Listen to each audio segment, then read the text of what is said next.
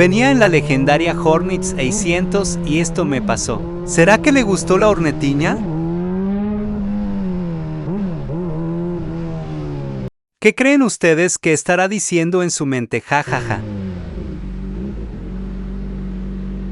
Llegamos al semáforo y todos se quedan viendo, pero no me percaté que atrás tenía unos aviones. Intercambiamos miradiñas, ¿será que querían un piqueciño?